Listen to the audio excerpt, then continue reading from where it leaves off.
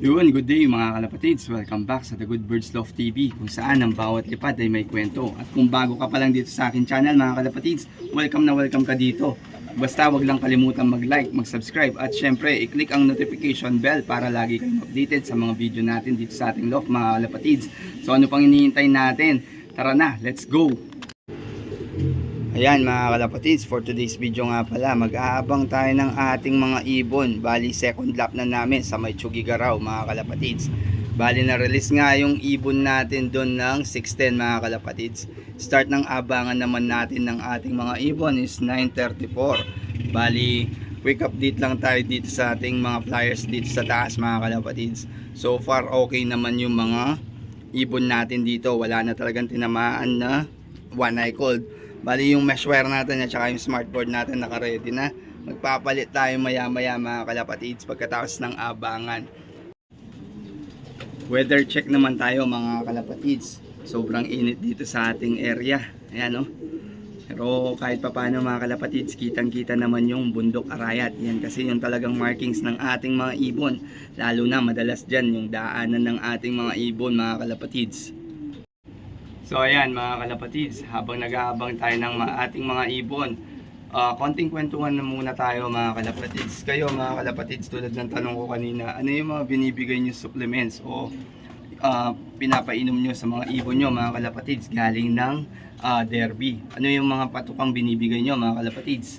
Comment nyo naman sa baba para naman may idea tayo mga kalapatids. Yung akin kasi, yung binibigay ko lang na pangsalubong is yung molasses mga kalapatids. Dati naman honey at saka bawang.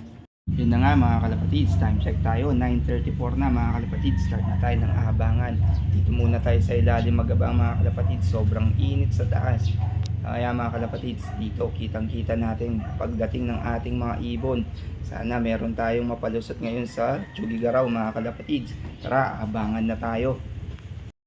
Yan mga kalapatids, time check tayo, 11:23 na mga kalapatids. Wala pa rin tayong pauwi dito sa ating loft. So kung may dumating man ibon dito mga kalapatids ng ganitong oras, nasa 900 plus pa yung speed niya. Sana makapagpauwi tayo mga kalapatids. Medyo mainit na dito talaga mga kalapatids. So sigurado tumukod na yung mga ibon natin. Yan mga kalapatids, time check tayo, 10:12 na. Saktong 1-2 speed mga kalapatids pag dumating yung ibon natin sa ganitong oras. So abang-abang pa tayo mga kalapatids. Baba muna tayo ulit na sobrang init dito sa taas. So yun na nga mga kalapatids, cut off na tayo. So wala tayong pauwi ngayon mga kalapatids. Nakakalungkot mang isipin, pero kailangan natin tanggapin mga kalapatids. At kung umabot ka man dito sa dulo ng video na to mga kalapatids, please don't forget to like and share mga kalapatids. At saka sana i-click mo na rin yung notification bell para lagi kayong updated sa mga gulong na karera natin mga kalapatids. Yan mga kalapatids, may pauwi pala tayong isa, si Butas mga kalapatids. Eto oh. Saan na siya mga kalapatids? Ayun. Ayun oh mga kalapatids. Kaso cut off nga yung ibon natin, pero okay lang, at least may sasakay pa tayong third lap. Yan mga kalapatids oh. Yan mga kalapatids. Ito na si Butas oh. Nakauwi na, kaso nga lang cut off siya. Pero okay lang mga kalapatids, at least meron pa tayong isasakay ng third lap. Apari mga kalapatids. Ayan. Clock natin mga kalapatids. Ayan oh.